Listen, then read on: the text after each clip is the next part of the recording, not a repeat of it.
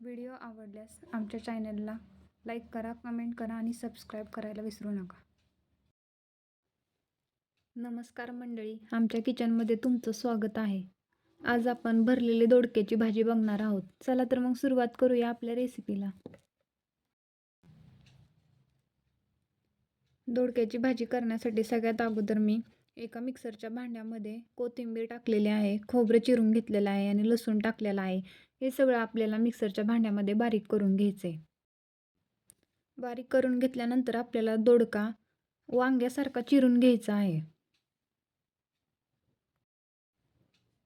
दोडका चिरून घेतल्यानंतर आपल्याला कढई गरम करायला मांडायची आहे.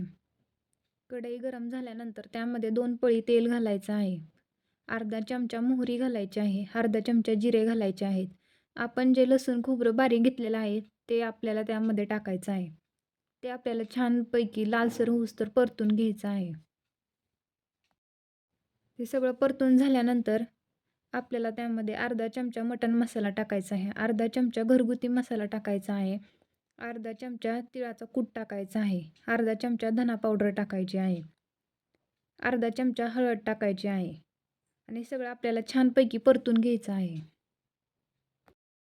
आता त्यामध्ये आपल्याला जो आपण दोडका चिरून घेतला होता तो आपल्याला त्यामध्ये टाकायचा आहे आणि छानपैकी सगळं परतून घ्यायचं आहे. आता आपल्याला त्यामध्ये मीठ घालायचं आहे आणि शेंगदाण्याचा कूट घालायचा आहे. तो आपल्याला चांगला परतून घ्यायचा आहे. आता आपण छानपैकी दोडका परतून घेतल्यानंतर आपल्याला त्यामध्ये 2 ग्लास पाणी ओतायचं आहे आणि आपल्याला ते छानपैकी चांगला शिजवून घ्यायचं आहे.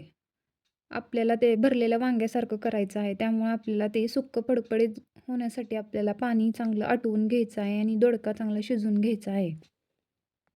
आता आपला दोडका शिजत आलेला आहे. अशा प्रकारे आपली छानपैकी रेसिपी तयार झालेली आहे. मी खूप सोप्या पद्धतीने तुम्हाला सगळी रेसिपी सांगितलेली आहे. जर तुम्हाला व्हिडिओमध्ये काही समजलं नसेल तर तुम्ही कमेंट करून सांगू शकताय.